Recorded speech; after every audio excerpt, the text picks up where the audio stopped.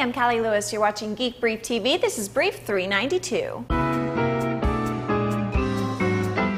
The day after I got my iPhone, Neil got his NeoCube, and we've both spent more time playing with the NeoCube than we've spent playing with the iPhone. More about that in a bit. Nintendo today announced an add-on for the Wii Mote called the Wii MotionPlus. It's going to make gaming on the Wii a better experience, but it's really going to make hacking a Wii Mote for non-Nintendo applications more appealing. The little brick plugs into the bottom of a Wii Mote to enable quick and accurate motions in 3D space. In fact, it provides a true one-to-one response, so if I move my Wii Mote like this, I'm going to see the same thing happen on the screen. It'll eliminate the learning curve for pointing and pressing a button, but even more, it'll make 3D gaming more realistic and immersive. If it works as well as Nintendo says, the Wii Mote will be even more intuitive when someone new picks one up. I hope they make Wii Motes with MotionPlus built right in. When I saw the photo of MotionPlus as an add-on, I imagined a series of add-ons that would attach to another, making the Wii Mote better and better, but longer and longer over time. Xbox 360 is going to have some interesting updates too.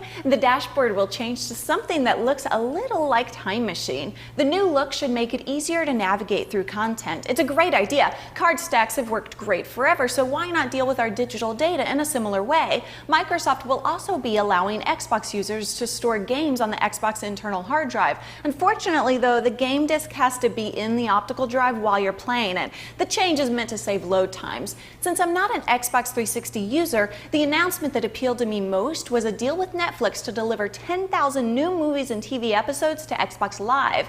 A user with an Xbox Live account and a Netflix account will be able to stream movies with up to 7 online friends, whether or not the friends have a Netflix account. Good changes? Bad changes? Any reason why I should consider an Xbox instead of a PS3? Give me a shout in the comments at www.geekbrief.tv. Oh, it makes me giddy. The iPhone is often called the Jesus phone, and as much as I like mine, I think the nickname is whacked because the iPhone doesn't yet act as a mosquito repellent. SK Telecom in South Korea is offering a sound that when played on a mobile, they say bugs mosquitoes up to a yard away.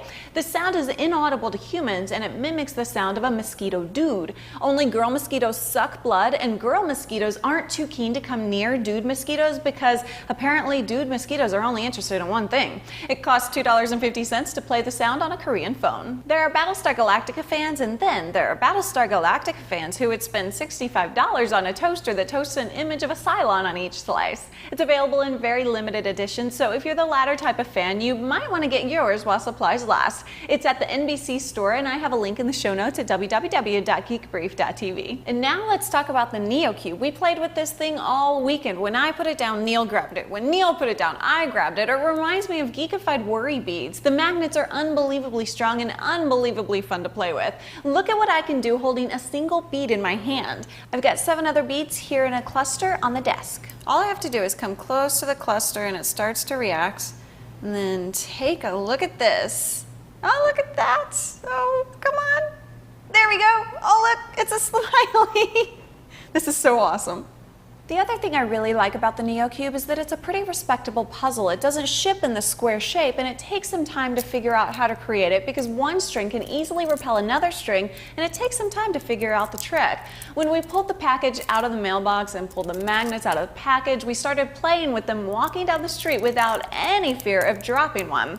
The one time I dropped one on the floor at home, it rolled over and stuck to a nail in a baseboard on the wall. From what I can tell, there's only one guy selling these things, and demand is greater than supply. So if you order one, expect to wait on delivery. You have to be very careful with the NeoCubes though. They're strong enough to seriously mess with your electronics and credit cards, so you want to always mind where you set it down. That's it. GoDaddy will be offering .ca domains to our Canadian friends. Hopefully by August, you'll be able to use discount codes GB1, GB2, and GB3 to save you money. I'm Callie Lewis. Thanks for watching.